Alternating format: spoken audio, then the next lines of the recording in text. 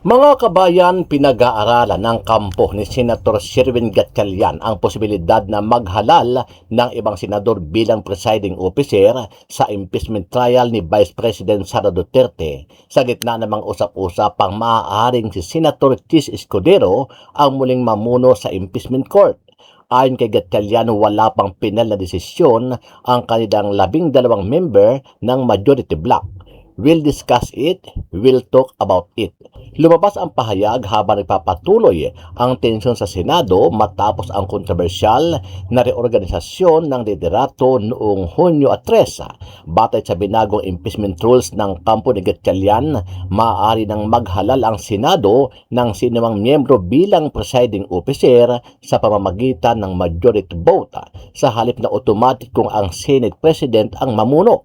Sa ngayon, nananatiling espekulasyon kung si Escudero nga ba ang magiging presiding officer, ngunit kinumpirma ni Gatchalian na bukas pa sa talakayan ng usapin habang papalapit ang impeachment proceedings laban kay Vice President Sara Duterte.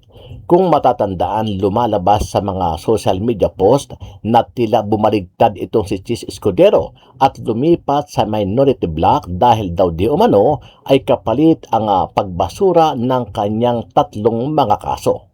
Ano ang masasabi mo dito, kabayan?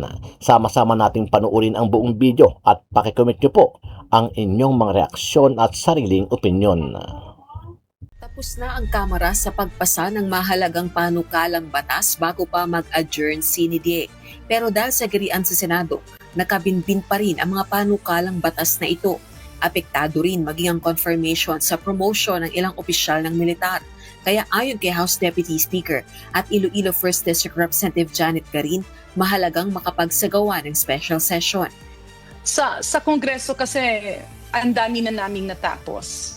Ang kailangan lang nito ay yung mga counterpart na approval doon sa Senado. Pero hindi naman pwedeng mag-session ang Senado na wala ang Kongreso kasi nga bicameral tayo.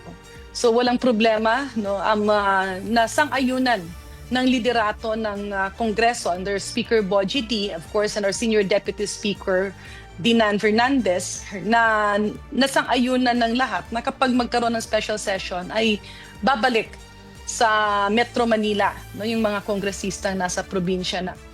Sa kasalukuyan, wala pang natatanggap na formal na request kaugnay nito ang Kamara. Pero gaya ng ibang mambabatas, ang panawagan nito sa Senado, magbalik trabaho na. No, for now, ang napaka-importante patuloy talaga tayong manawagan sa Senado that we really have to go back to work regardless of their political nuances. No, regardless na kung marami dyan ang gustong mag-Senate President, ang importante huwag nating kalimutan ang obligasyon natin sa taong bayan. Ayon kay Acting Senate President Sherwin Gatchalian, inihahanda na niya ang potensyal na agenda para sa isang special session upang makahabol ang Senado sa mga hindi nito natapos. Insofar as special sessions concerned, ang ina-arrange namin ngayon ay yung mga topics. Like yesterday, kausap ko yung Commission on Appointments, nagpa-brief ako tungkol dun sa 5 general na hindi na pina-confirm. And then yung Legislative Department, binibrief rin ako yung mga bills for third reading at yung mga citizenship confirmations. No? So yun yung mga tinututukan natin in preparation for potential special session. Pero sa pinakahuling pahayag ng Malacanang, nais muna ni Pangulong Ferdinand Marcos Jr. na maayos ang gusot sa Senado bago magkaroon ng special session. Sa ngayon po ay pina-finalize pa po, pero ang gusto po ng Pangulo ay mauna ang Senado na magkasundo.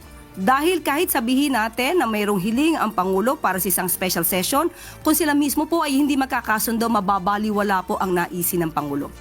Nilagdaan na kahapon ni Senator Sherwin Gatchalian ang payroll checks at inaprubahan ang paglalabas ng sweldo at benepisyo ng Senate employees. Ayon kay Senator Gatchalian, kinikilala na siya ng mga financial institution bilang authorized signatory para sa financial transaction sa Senado. Nauna nang inihalal si Senator Sherwin Gatchalian bilang Senate President pro tempore at Acting Senate President sa ginanap na sesyon sa Senado noong June 3. Hataw Balita ngayon. Naghain ng reklamong cyber libel at perjury si Iloilo Representative Janet Garin sa Department of Justice o DOJ kahapon. Ang reklamo'y laban kina Attorney Levito Baligod at ng 18 mga sundalo na tumistigo sa Senado sa investigasyon ng flood control scandal. Idinadawit ng mga dating militar ang mambabatas na tumanggap din umano ng pera mula sa flood control projects. Pero giit ng kongresista, walang katotohanan ang mga paratang laban sa kanya. Minarapat kong mag-file. Unang-una dahil malinis ang konsensya ko at ni isang bag, envelope o maleta ay walang naibigay si Saldi ko sa akin o maski sino mang miyembro ng aking pamilya at ng aking opisina.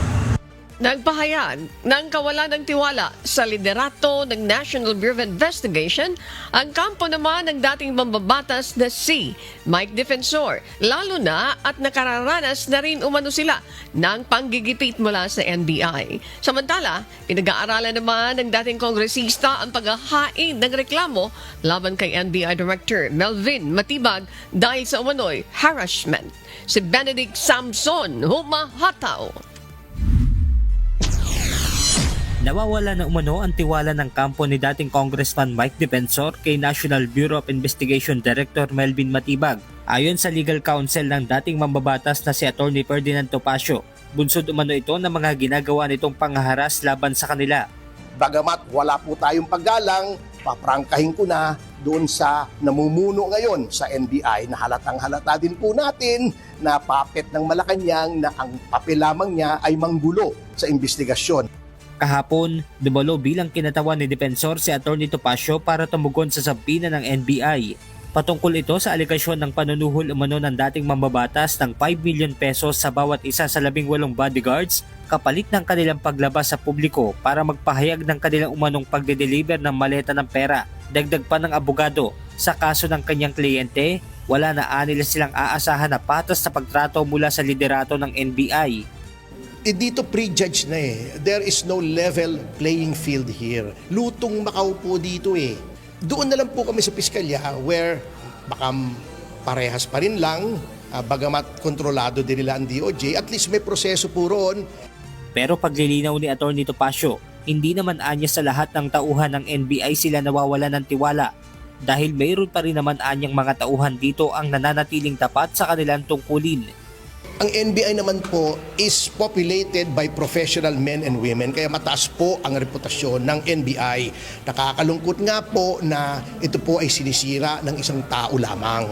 Samantala, pinag-aaralan na rin ng kampo ni Defensor ang pagsasampa ng reklamo laban kay NBI Director Matibag dahil umano sa ginagawa nitong panggigipit sa kanila. Hamon din ng kampo ni Defensor sa NBI Director. Para sa amin, sasabihin ko na sa kanila, tingin nyo may krimeng ginawa si Secretary Defensor, file nyo sa prosecution office. Doon tayo mag-usap kasi yun talaga ang proseso. Napakaganda pong balita.